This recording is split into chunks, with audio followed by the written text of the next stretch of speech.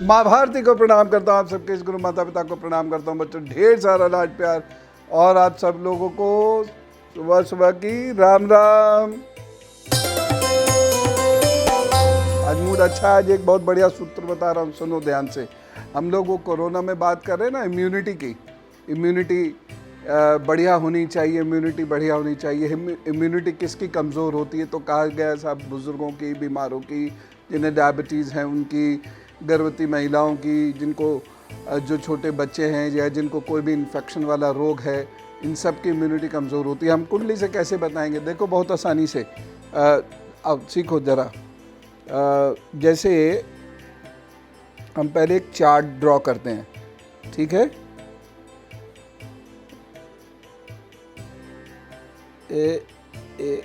ये खाना हो गया, उसके बाद ये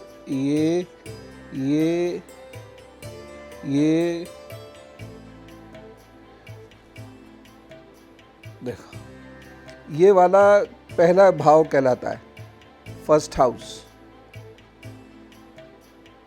ठीक?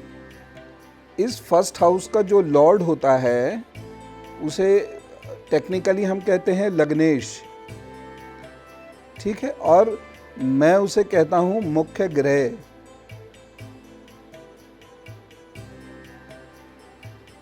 देखा? अब ये मुख्य ग्रह जब कमज़ोर हो जाता है तो व्यक्ति की इम्यूनिटी कमज़ोर होती है और उसे कोई भी रोग बहुत जल्दी पकड़ता है। अब ये कमज़ोर कैसे होता है? थोड़े ज्योतिष के सूत्र है, हो सकता है आप समझ जाएंगे आराम से। कमज़ोर ऐसे होता है, और हाथ पे भी मैं आपको बता दूंगा। कमज़ोर ये ऐसे होता है कि ये जो लग्नेश है ये शत्रु ग्रह के साथ बैठा हो, ये या फिर इसमें जो बैठा हुआ ग्रह हो वो इस भाव का विरोधी ग्रह हो, या लग्नेश जो है शत्रु नक्षत्र में हो, या लग्नेश जो है इनमें इस भाव में, इस भाव में या इस भाव में बैठा हो, ठीक है ना? तो ये या फिर शत्रु ग्रहों से दृष्ट हो, या राहु के साथ हो, या केतु के साथ हो, ठीक है ना? और या फिर शत्रु शनि के साथ हो तात्कालिक रूप से, ठीक है ना? तात्कालिक रूप से, ज़्यादा जगह नहीं, ऐसी समझ लो। तात्कालिक रूप से शत्रु शनि के साथ हो, या तात्कालिक रूप से मंगल के साथ हो जो शत्रु हो, तो ये जो स्थितियाँ बनती हैं तो ये लग्नेश हमारा कमज़ोर हो जाता है, यानी मुख्य ग्रह कमज़ोर हो जाता है। और मुख्य ग्रह जब भी कमज़ोर होगा तो ये मान के चलिए कि आपकी स्थिति, शरीर की स्थिति, इम्यूनिटी की स्थिति वो कमज़ोर रहेगी। ESR काउंट्स में डिस्टर्बेंस होगा, प्लेटलेट्स में डिस्टर्बेंस होगा। कभी कभी प्लेटलेट्स ऐसे लोगों के बहुत गिर जाते हैं, अचानक बहुत वीकनेस ये लोग महसूस करते हैं, और किसी भी काम में कभी कभी मन नहीं लगता है, फिर थोड़ा सा मेडिकेशन होता है या कुछ करते हैं, या दो तीन दिन में अपने आप बॉडी रीगेन कर लेती है किसी प्लेनेट की वजह से, फिर ठीक हो जाते हैं। फिर महीने 10 दिन में फिर दिक्कत हो जाती है। तो इस प्रकार से ये चलते रहते हैं। और साथ साथ में क्या होता है, इन्हें इन्फेक्शन बहुत पकड़ता है। मैं तो कभी कभी मजाक में कह देता हूँ कि आप यहाँ बैठे और पड़ोस वाले घर में कोई आया और छींक दिया तो आपको जुकाम यहाँ हो जाएगा।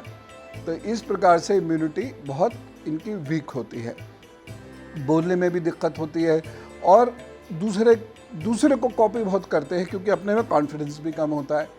तो ये सारे रीजंस हैं जिनकी वजह से इनकी इम्यूनिटी कमज़ोर होती है।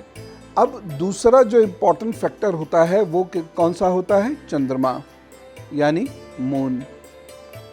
अगर चंद्रमा यहाँ है, ठीक, चंद्रमा यहाँ है, ठीक, उसके बाद यदि चंद्रमा यहाँ है, चंद्रमा यहाँ है, या फिर चंद्रमा यहाँ तो हो ही गया, इन जगहों पर यदि चंद्रमा है, यहाँ भी थोड़ा सा, ज़्यादा नहीं लेकिन यहाँ पर ज़्यादा, तो ये जो जगहें हैं, ये जो 4 जगहें हैं, चंद्रमा अगर यहाँ पर है इम्यूनिटी कमज़ोर होती है। अच्छा, चंद्रमा यानी मून किस किस राशि में कमज़ोर हो जाता है? कर्क में, तुला में, ठीक है ना। उसके बाद वृश्चिक में, कुंभ में, ठीक। उसके बाद ये धनु में और मीन में। अगर इन राशियों में चंद्रमा है तो ये चंद्रमा को कमज़ोर करते हैं। तो ऐसे में मुख्य ग्रह कमज़ोर है और चंद्रमा इन राशियों में है तो कमज़ोरी आ जाएगी। अब चंद्रमा अगर अच्छे प्लैनेट से दृष्ट है, जैसे बृहस्पति वगैरह इसको देखते हैं या इसके फ्रेंडली प्लैनेट्स जो हैं वो अगर इसको देखते हैं तो चंद्रमा मजबूत हो जाता है ना। अन्यथा इन स्थितियों में चंद्रमा शरीर को कमज़ोर करता है, इम्यूनिटी को वीक करता है। इन स्थितियों में लग्नेश इम्यूनिटी को वीक करता है, या मुख्य ग्रह जिसे मैं कह देता हूँ समझाने की दृष्टि से, वो इम्यूनिटी को वीक करता है। अच्छा, एक चीज़ और ये जान लीजिए, जो मुख्य ग्रह हमारा इसे हम क्या कहते हैं, मेन प्लैनेट एमपी साहब, ये मान लेते हैं। तो अगर हमारे एमपी साहब यहाँ हैं, हमारे एमपी साहब यहाँ हैं, हमारे एमपी साहब यहाँ हैं, हमारे एमपी साहब यहाँ हैं, तो हमारा इम्यून सिस्टम वीक होगा ही होगा। इम्यून सिस्टम वीक होने से एक तो हम रोग जल्दी पकड़ेंगे, हमारा जो विचार होगा वो टिक के नहीं रहेगा, हमारा कॉन्फिडेंस लेवल बहुत कम होगा, ठीक है ना। ये सारी चीज़ें होंगी। छोटी छोटी बात पर अजीबोगरीब डिसीजंस लेंगे, इससे रिश्ते भी कमज़ोर हो जाते हैं। ये सारी चीज़ें हमारे मुख्य ग्रह यानी हमारे एमपी साहब और हमारे मून साहब, इनकी वजह से ये कमज़ोरी आती है। और इसमें होता क्या क्या है, सर दर्द बहुत जल्दी पकड़ जाएगा, रोना बहुत ज़्यादा आएगा, आँखों की बहुत ज़्यादा दिक्कत होगी, और या फिर मुंह में छाले बहुत जल्दी पकड़ेंगे, गर्दन में बहुत जल्दी दर्द होगा, उसके बाद कमर में बहुत जल्दी दर्द हो जाता है, पेट जल्दी जल्दी ख़राब होता है, नज़ला, खांसी, जुकाम, बुखार, ये स्थिति आ जाती है। यूटीआई होने का डर रहता है लेडीज़ को, हाँ, यूरिन इन्फेक्शन होने का डर रहता है, शरीर में एक अजीब सा खिंचाव सा रहता है। ये सारी चीज़ें होती हैं तो आप मानिए आपका इम्यून सिस्टम कमज़ोर है। और देखिए कोरोना किसको पकड़ रहा है, दो लोगों को, जो इन्फेक्टेड पर्सन्स के साथ बहुत ज़्यादा इंटरेक्ट कर रहे हैं, एक तो उनको पकड़ रहा है जैसे हमारे कोरोना वॉरियर्स हैं, और या फिर उनको पकड़ रहा है जिनकी इम्यूनिटी बहुत कमज़ोर है। और जितनी कमज़ोर इम्यूनिटी होगी कोरोना का कहर उतना ज़्यादा होगा। और अभी तो कोरोना की नई नई थेरीज आनी है, ये जो अभी तक हमारी थेरी चल रही हैं कोरोना के इफ़ेक्ट की, ये अपना ये म्यूटेशन करता है। अभी तो बहुत सारी चीज़ें देखिएगा, कोरोना प्लाज्मा पे कैसे अटैक करता है, कोरोना हमारी विस्कोसिटी, ब्लड विस्कोसिटी पे कैसे अटैक करता है। अभी तो ये थेरी धीरे धीरे आएंगी, क्योंकि अभी तो रिसर्चेस चल रही है, तो धीरे धीरे हमें पता चलेगा कि हमारे प्लेटलेट्स भी इससे प्रभावित हो जाते हैं, हमारा ब्लड कोगुलेशन इससे प्रभावित हो जाता है। अभी तो देखिएगा बहुत सारी चीज़ें हमें आनी है कोविड-19 वायरस के बारे में। अब इससे बचा कैसे जाए, ये हमें बात करनी है। बचने के तरीक़े मैं बताता हूँ, लेकिन उससे पहले जिनका जन्मदिन है उन्हें जन्मदिन का हाल बता दूँ। आपके आगे आने वाले 12 महीने अच्छे हैं, यात्रा की दृष्टि से अच्छे हैं। भाग्य पक्ष कमज़ोर ज़रूर है लेकिन देने वाला है, इसलिए कोई चिंता करने की ज़रूरत नहीं है। आप ज़िंदगी में बेहतर कर पाएंगे। इन 12 महीनों में कुछ नया अच्छा कर सकते हैं। बस 2-3 चीज़ें ज़रूर हैं। एक तो अपनी इम्यूनिटी को स्ट्रॉन्ग करके रखिएगा, दूसरा अपने डिप्रेशन से बचिएगा, और तीसरी चीज़ अपने रिश्तों को बचाइएगा। अगर परिवर्तन हो तो परिवर्तन कर लीजिएगा, क्योंकि ऐसे में अक्सर नौकरी में या घर में परिवर्तन होता है, शुरू में बुरा लगता है, बाद में सकारात्मक हो जाता है। इसलिए आप वो परिवर्तन कर लीजिएगा, आपको कुल मिला के लाभ ही होगा। अब जो परेशानी है उससे बचने के लिए क्या करें, इम्यूनिटी से बचने के लिए तो अभी मैं उपाय बताऊंगा, वो साल भर करते रहिएगा। दूसरी चीज़ ये है, माता जी के हाथ से एक चांदी की चेन पहन लीजिएगा, और रोज़ाना आप अपने हाथ से आटे का दान कर दीजिएगा, थोड़ी सी चीनी मिला के। अब अगर ऐसी जगह पर रहते हैं जहाँ आटा कोई आपसे लेने वाला नहीं है, तो थोड़ा सा आटे में चीनी मिला के और पेड़ों के पास डाल दीजिएगा, जिससे चींटियाँ खा लें उसको। बस ये उपाय है, ये रोज़ करना है। लेकिन बाकी बुजुर्गों से आशीर्वाद लेते रहिए, माता जी को नाराज मत कीजिए, सब ठीक होगा। All the best. आइए आपको आपकी राशियों के बारे में बताता हूँ। मेष राशि के लिए दिन अच्छा है। वृषभ राशि के लिए दिन अच्छा है। मिथुन राशि को आगे बढ़ने के अच्छे अवसर मिलेंगे। कर्क राशि के लिए ये दिन बेहतर लग रहा है। सिंह राशि को कुछ प्रॉब्लम दोपहर के बाद होती दिखाई दे रही है। सूर्य को जल जरूर दीजिएगा, मीठा मत खाइएगा। कन्या राशि के लिए भी यह दिन धन की दृष्टि से अच्छा नहीं है, लेकिन बाकी सब दृष्टि से अच्छा है। आप क्या करेंगे, दूब मिल जाए तो थोड़ी सी दूब अच्छे से धोकर भगवान गणपति जी को अर्पित करके गंगणपताय नमः का जप कर लीजिएगा। नहीं मिलती है तो ऐसे ही भगवान जी का जप कर लीजिएगा। तुला राशि के लिए पूरी प्रॉब्लम हो सकती है। कोई मित्र आपको धोखा दे सकता है, या आपकी वाणी से कोई गलत बात निकलने पर आपके लिए परेशानी आगे जाकर खड़ी हो सकती है। आप इस दिन दही का दान कर दीजिएगा, या दही अगर मिल जाए आसानी से तो, ज़रूरी नहीं है, दूसरा भी उपाय बताऊंगा, दही लोगों को खिला दीजिएगा। और यदि दही आपको नहीं मिल पा रहा है तो एक काम ये कर दीजिएगा कि आप नमः शिवाय का जप कर लीजिएगा। वृश्चिक राशि के लिए दिन शरीर को लेकर थोड़ा सा अच्छा नहीं है। ओम रुद्राय नमः का जप जरूर करें और परहेज रखें, दौड़ते भागते भी परहेज रखिएगा। धनु राशि के लिए दिन ठीक है, प्रशंसा मिलती दिखाई दे रही है। मकर राशि मन भारी तो जरूर रहेगा, लेकिन दिन आपके लिए ठीक है। कुंभ राशि समस्या तो जरूर नजर आ रही है, लेकिन दिन आपके लिए कुल मिला के ठीक है, परंतु स्वास्थ्य की दृष्टि से दिन थोड़ा कमजोर है। इसलिए ठंडी चीजें बिल्कुल मत खाइएगा, खट्टी चीजें बिल्कुल मत खाइएगा। मीन राशि के लिए अच्छा समय है, उत्साह रहेगा। हाँ, थोड़ी सी थकन महसूस कर सकते हैं, लेकिन कुल मिला के प्रशंसा मिलेगी, अच्छा महसूस करेंगे।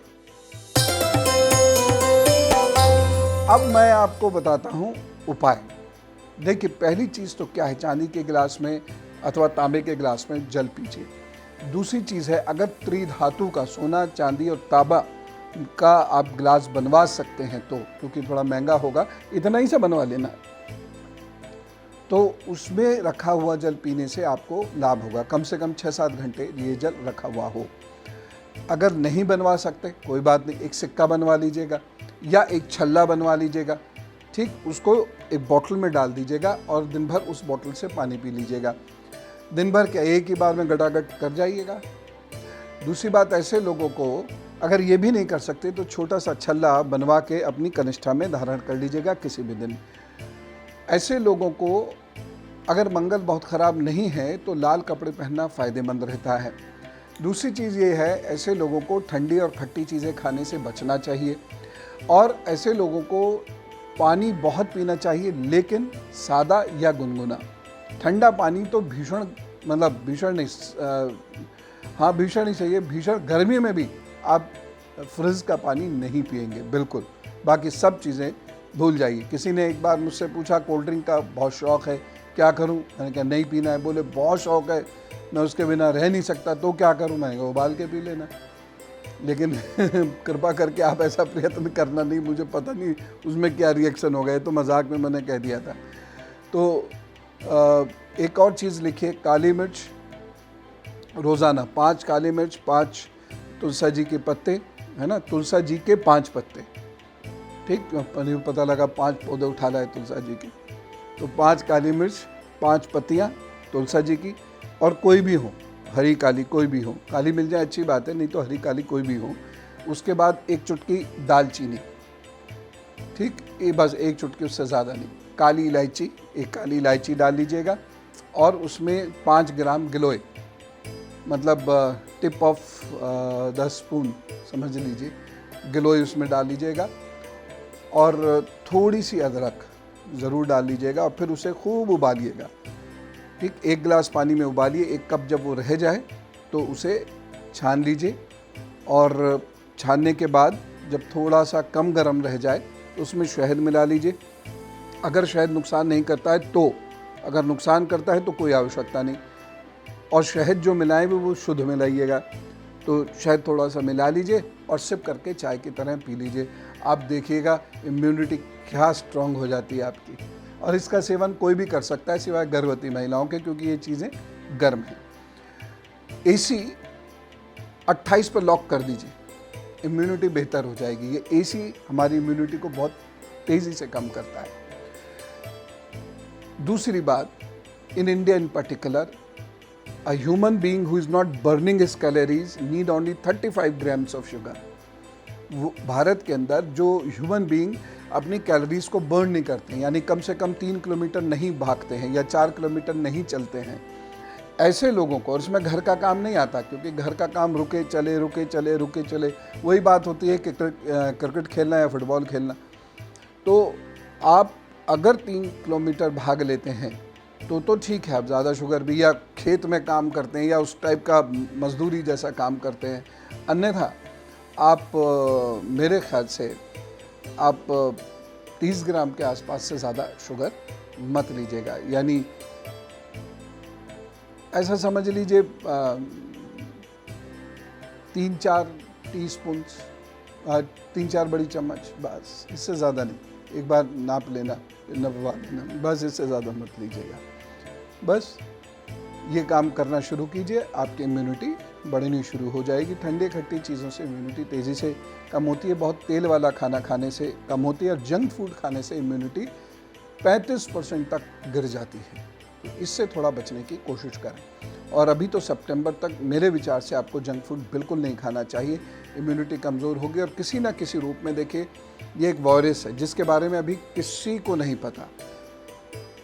ये एस्ट्रोलॉजिकल कैलकुलेशंस बता रही हैं, और मैंने पहले भी आपको बताया है कि ये वायरस या इससे मिलता जुलता और कोई वायरस जिसका संबंध जल से हो, ये लौट सकता है या वो अटैक कर सकता है 15 जुलाई के बाद। इसलिए जल का, शरीर के तापमान का विशेष ध्यान रखें। ये सब कर लीजिए, अच्छा होगा। आप स्वस्थ रहें। सर्वे भवन्तु सुखिनः, सर्वे सन्तु निरामः, सर्वे भद्राणि पश्यन्तु, मा कश्चित् दुःखभाग् भवेत्। आप सब लोगों के दुख भाग जाएं, इस कामना के साथ राम राम, नमस्कार, भारत माता की जय।